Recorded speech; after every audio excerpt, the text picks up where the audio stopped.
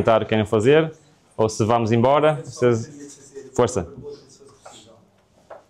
Claro que sim. Qual deve ser a nossa posição perante irmãos que têm este conceito do anti-trinitarianismo? Ok, então,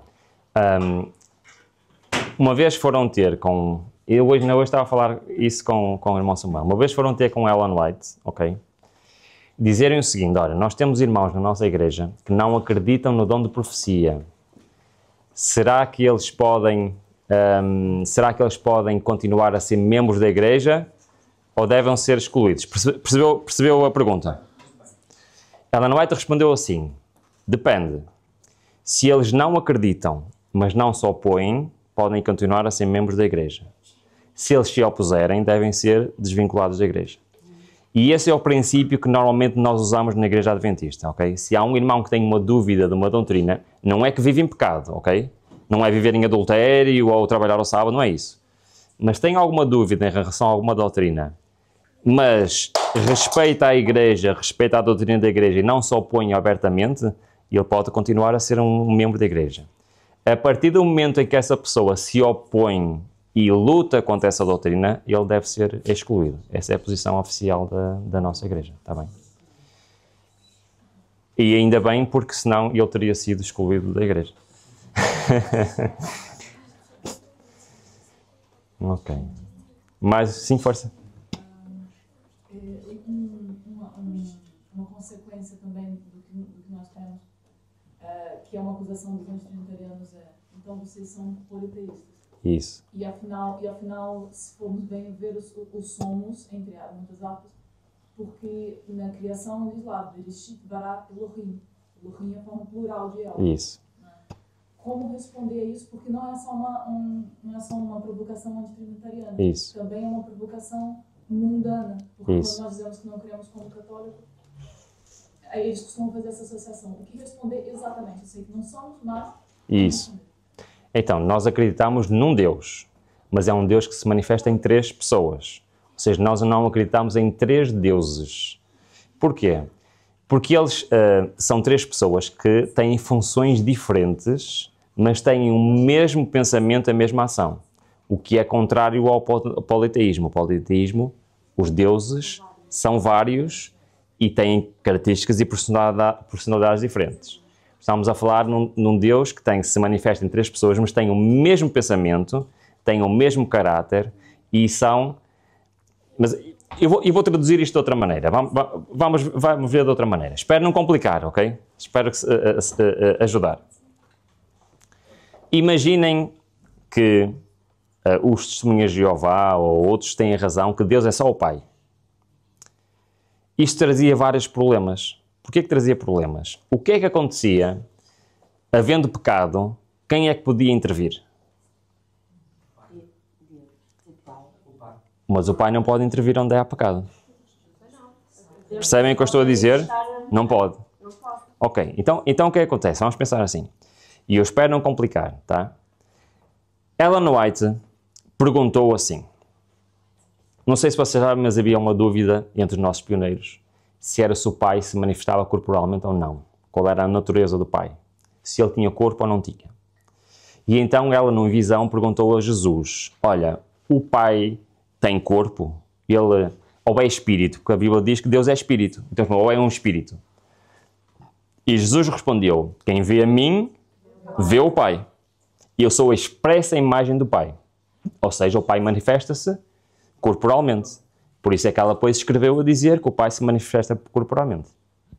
Depois ela perguntou: então e o Espírito Santo? E Jesus não respondeu. E ela escreveu o quê? A natureza do Espírito Santo é um mistério. E muitas vezes nós confundimos isto. Porque nós não sabemos o que está por trás. Nós usamos a frase, mas não sabemos o que está por trás. A pergunta era se o Espírito Santo se manifestava corporalmente. E isso é um mistério. Porque Jesus... Porque nós não temos nenhuma vez o Espírito se manifestar corporalmente ele próprio. Temos símbolos dele, como é uma língua de fogo e uma pomba. Mas o Espírito Santo não é uma pomba, nem é uma língua de fogo. E porquê? Porque todos os elementos da divindade, eles têm funções diferentes. Cristo, apesar de ser plenamente divino, ele pode vir aqui a este mundo de pecado.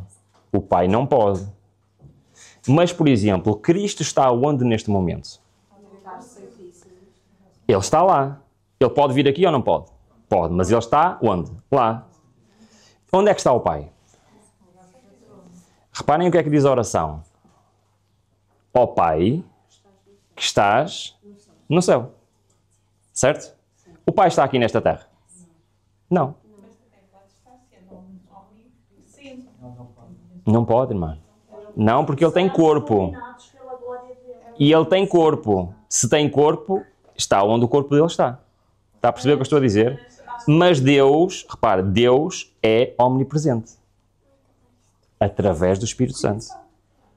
Percebe o que eu estou a dizer? Porque Deus está no céu. Jesus Cristo está no céu.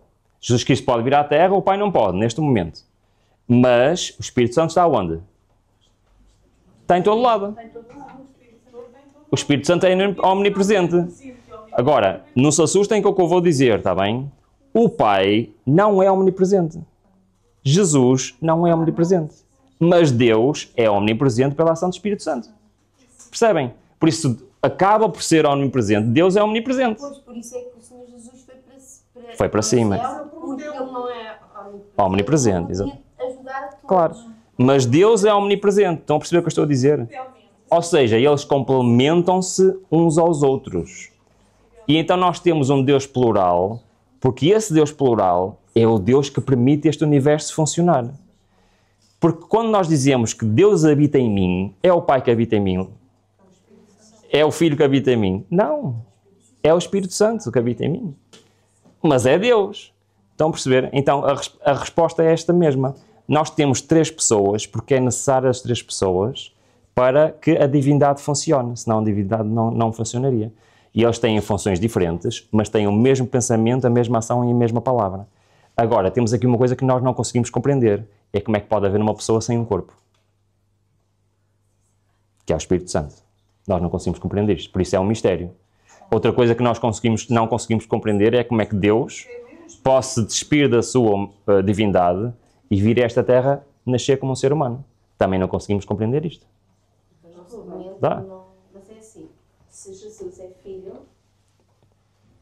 na nossa concepção humana, Jesus é filho, Deus é o pai. Quem é a mãe? Não. Então vamos lá. Vamos lá. Sabem que isso... É o filho. Irmão, pode pôr o PowerPoint novamente. Muito bem. Então vamos lá. Dão-me só 2 minutos? Ou não? Sim? Só 2 minutos. Ok. Então, só 2 minutos. Eu só vou responder esta pergunta, que ela é uma pergunta importante. Okay? Não sei se vocês sabem, mas o gnosticismo é baseado exatamente nisso. Ok? Que existe um Deus Pai, uma Deus Mãe e um Deus Filho. E todas as trindades pagãs eram baseadas em um Deus Pai e Deus Filho, um Deus Pai, um Deus Mãe e um Deus Filho. Aliás, vocês conhecem o Tammuz na Bíblia. Sim. Conhecem o Nimrod. Sim. Conhecem a mãe do Tammuz. Sim. Qual é a história por trás disso? Conhecem? Portanto, a mulher do Nimrod era a rainha do céu, que deu origem a Tammuz, que era a reencarnação do Nimrod. Já ouviram falar de coisas assim parecidas? Todo o paganismo, todas as como é que se diz, a grega e a romana, como é que se diz, as mitologias, todas as mitologias são baseadas em um Deus Pai, um Deus Mãe e um Deus Filho. Não sei se vocês sabem, mas na Igreja Católica isto também existe.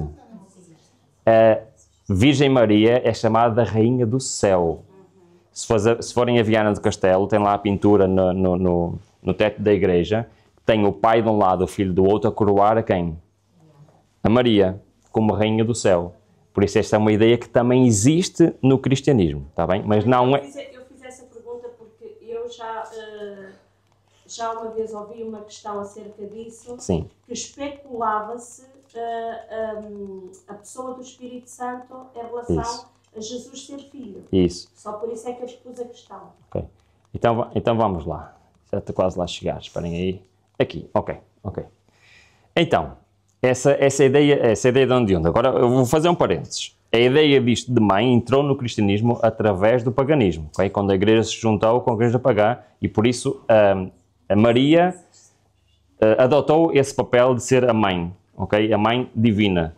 Depois apareceu o coração de Maria, não sei se conhecem essa história. Pronto, ok. No entanto, dentro do antitrinitarismo também existe essa ideia, que eles acreditam que Cristo foi gerado, ok? Isso vem deste texto bíblico, Salmos 2:7, que diz assim: proclamei o meu decreto, o Senhor me disse, tu és meu filho, hoje te gerei, ok? Então este texto é usado como Cristo sendo gerado do Pai, logo é literalmente o Filho de Deus, tá? Embora nós temos citações do Velho Testamento que se referem a Cristo como sendo Pai também, ok? Pai da Trindade, etc. Mas quem não acredita nisto, muitos acreditam que ele foi gerado do Pai. Nós acreditamos que ele é coeterno, ou seja, não foi gerado. Então, como é que nós desenvolvemos e explicamos este versículo? É muito simples. Este versículo é citado 2 vezes no Novo Testamento e é dada a explicação para este versículo. Está bem? Então é desta forma que nós resolvemos o facto de a Bíblia dizer que Jesus foi gerado, quando na realidade, aliás, o verbo gerado aqui significa literalmente gerado no ventre de uma mulher. É o significado literal. Ok? E por isso eu costumo perguntar se o pai tem um ventre de mulher. Ou como é que nós resolvemos isto? Então resolvemos como? Em Atos, este versículo é citado. E diz o seguinte, olha a explicação de Lucas em Atos. E nós vos anunciamos que a promessa que foi feita aos nossos pais, Deus a cumpriu a nós, seus filhos, ressuscitando a Jesus. Como também está escrito no Salmo 2, meu filho és tu, hoje te gerei. Então, o que é que está assim aqui a ser explicado em Mateus 13? Que a profecia de Salmos 2:7 de Jesus ser gerado foi, vou repetir o que diz no início, foi uma promessa anunciada a quem? Aos pais, cumprida quando? Quando Cristo veio a esta terra. Portanto, era uma referência direta aqui à encarnação de Jesus. Mas se não tivéssemos dúvidas, Paulo explica isto no livro de Hebreus. Olha, reparem. Havendo Deus antigamente falado muitas vezes e de muitas maneiras aos pais pelos profetas, a nós falou-nos nestes últimos dias pelo Filho, a quem constituiu o herdeiro de tudo, por quem fez também o mundo, o qual, segundo o resplendor da sua glória e a expressa imagem da sua pessoa, já vimos isto várias vezes, não é que Jesus é a expressa imagem do Pai, feito tão mais excelente que os anjos, quem herdou o mais excelente nome do que eles, porque a qual dos anjos disse jamais, tu és meu filho, hoje te gerei, e outra vez eu serei por pai, e ele me será por filho. Então esta ideia de ser gerado e de ser filho é o que é? Voltamos ao início outra vez. É aquilo que Deus antigamente falou muitas vezes e de muitas maneiras aos pais pelos profetas, e hoje se manifestou como? Com a vinda de Cristo. Então tudo isto é uma profecia que fala de que Cristo viria encarnar e ia ser literalmente gerado no ventre de uma mulher, nascer neste mundo, morrer por cada um de nós. E a partir daí ele seria o quê? Filho. Então a ideia de filho, a ideia de gerado, vem de Cristo ter vindo a esta terra. Também tem a ver com a sua ressurreição. Sim, gerado, claro. Ou seja, o apóstolo Paulo fala sobre isso,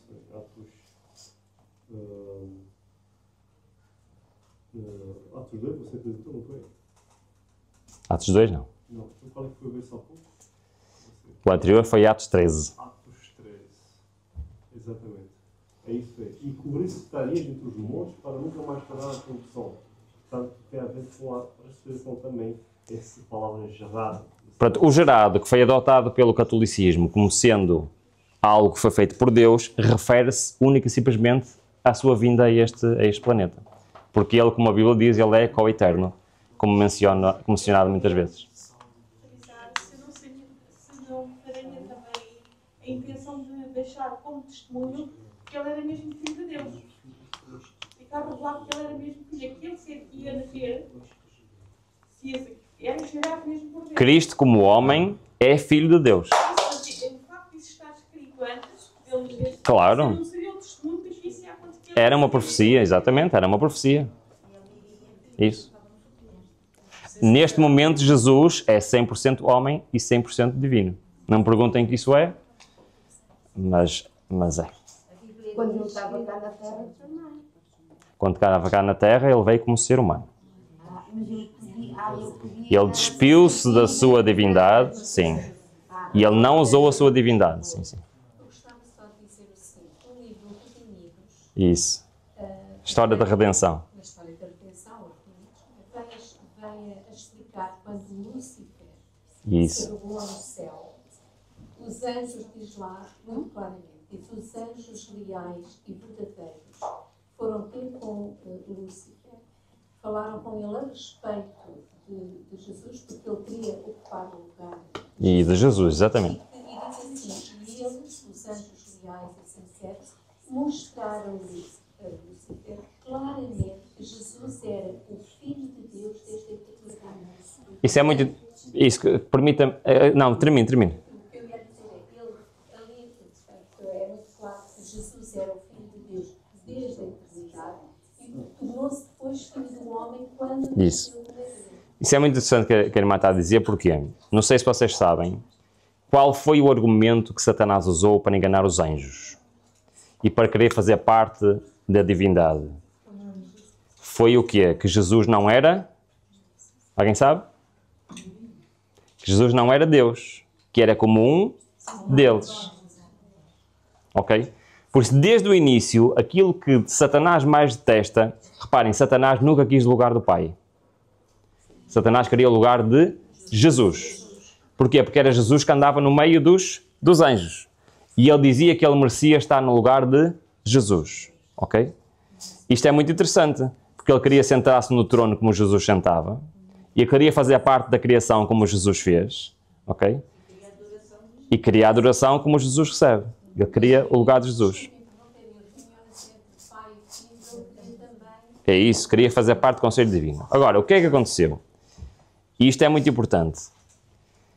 Jesus, quando isso aconteceu, está lá no Redimidos, a História da Redenção, capítulo 1. Muitos anjos ficaram com dúvidas. Então o que é que o Pai fez? O Pai juntou todas as hostes celestiais, colocou Cristo no trono e coroou Cristo como Rei do Universo. Conhecem essa passagem? Foi a primeira das 3 coroações de Cristo. Isto é muito importante porquê?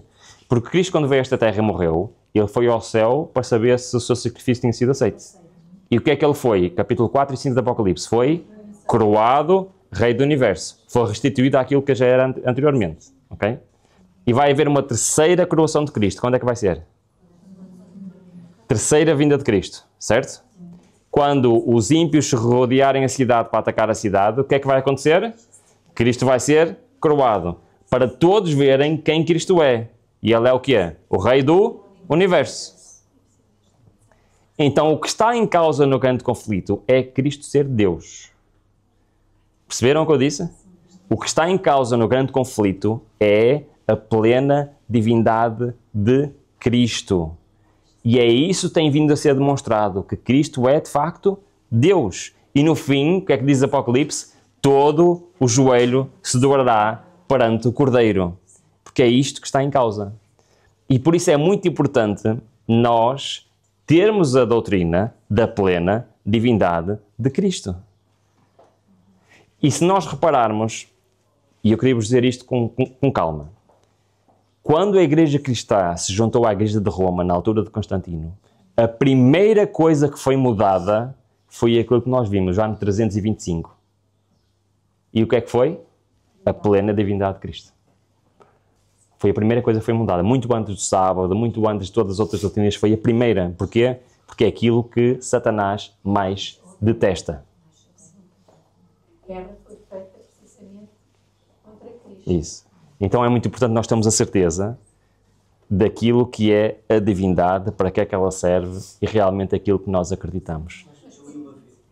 Força. Eu li uma vez um escrito do pastor Ezequiel Quintino, onde ele dava uma explicação que eu achei muito interessante. Diz que Deus é tão acima dos anjos, que os anjos não conseguiam compreender Deus. E então houve Deus teve que se fazer semelhante aos anjos e fez semelhante na pessoa de Jesus, para que os anjos pudessem ter um pouco de entendimento do que é Deus. E portanto, acho que isto faz sentido.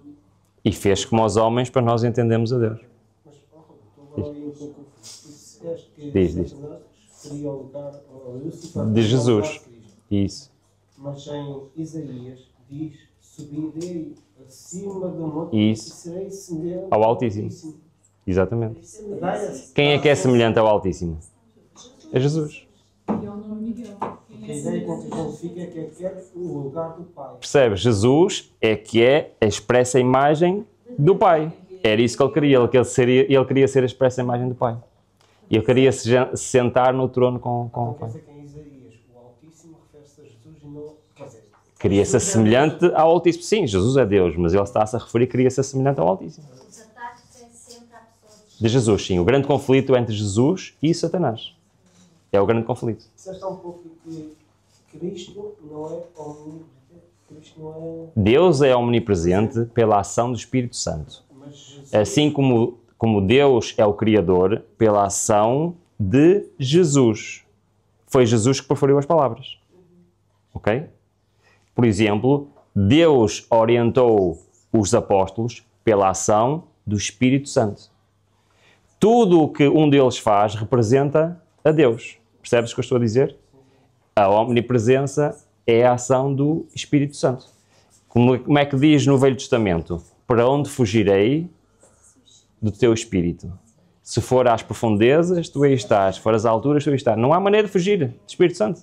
Ele está em todo lado. Não é isso que eu quero dizer. Se Isso. Cristo não pode É estar muito... em todo... Como é que todo o olho verá?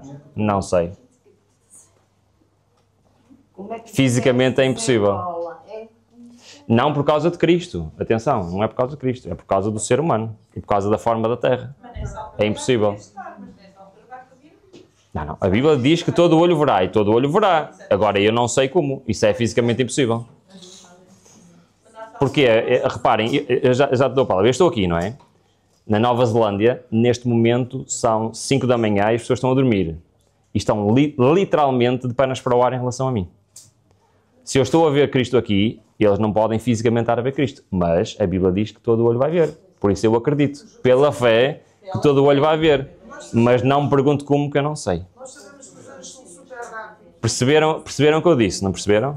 Okay. Eu não sei como é que vai ser. Sei que vai ser, mas não sei como é que vai ser. Nós temos que crer pela fé. Sim, É sim. aqui que nós exercemos a fé. Até porque a Bíblia diz que tudo o que for revelado é para nós. E o que não está revelado, Claro. iremos Isso. nem Sim, sim, tolerar sim. aprender. Não especular, porque Portanto, nada de especular aquilo que Deus não deixa. E a própria Edmond White falou que a pessoa do Espírito Santo é um mistério. Não, desculpa, irmã. Não é a pessoa do Espírito Santo que é um mistério. É a sua natureza. Isso. Portanto, o Espírito Santo não é um mistério. Sim, era isso que eu queria. Isso, a natureza do Espírito Santo é que é um mistério. Ou seja, como é que ele se manifesta é que é um mistério. Mas como pessoa e como função não é um mistério. Obrigado. Samuel. Sim, em relação às batalhas do Senhor, tem uma passagem que nós vemos hoje de manhã, não sei se você está atento, no livro dos Atos das Nações. E lá ele vai fazer a pergunta: quem é que dirige as batalhas do Senhor? E diz lá: o Espírito Santo. No meio das